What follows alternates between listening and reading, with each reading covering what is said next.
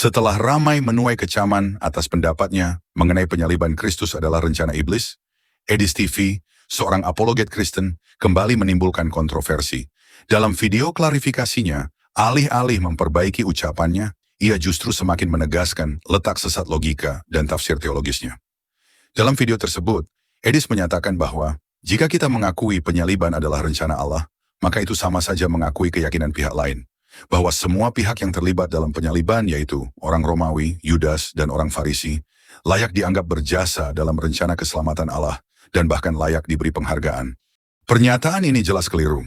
Allah memang berdaulat memakai perbuatan jahat, tetapi itu tidak pernah mengubah sifat dosa menjadi jasa.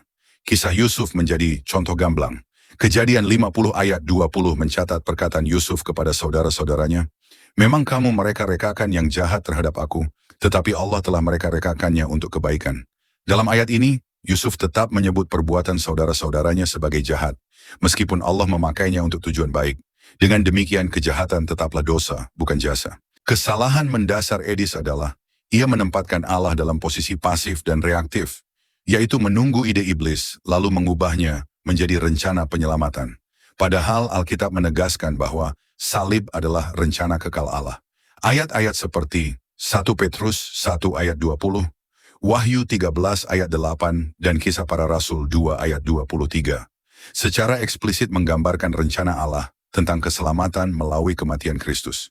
Bahkan nubuat Yesaya 53 dan Mazmur 22 telah menggambarkan bagaimana penderitaan Mesias berabad-abad sebelum Yudas berkhianat. Jadi salib bukan ide darurat yang baru muncul kemudian, melainkan blueprint Allah sejak kekekalan. Para teolog besar sepanjang sejarah meneguhkan hal ini. Augustinus mengatakan, iblis dikalahkan oleh salib yang ia kira sebagai kemenangannya.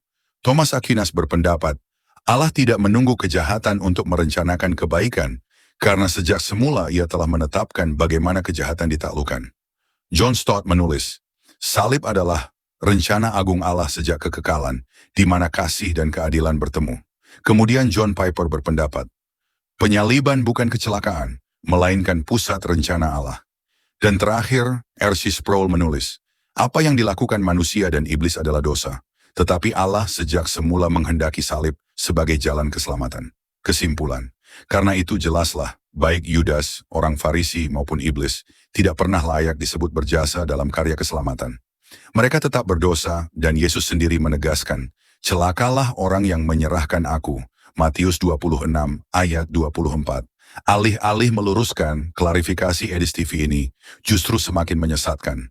Dengan logika seperti itu, ia tidak hanya menyamarkan dosa sebagai jasa, tetapi juga merendahkan dan menghina kedaulatan Allah, seakan-akan rencana keselamatan hanyalah reaksi belakangan dari Allah terhadap langkah iblis.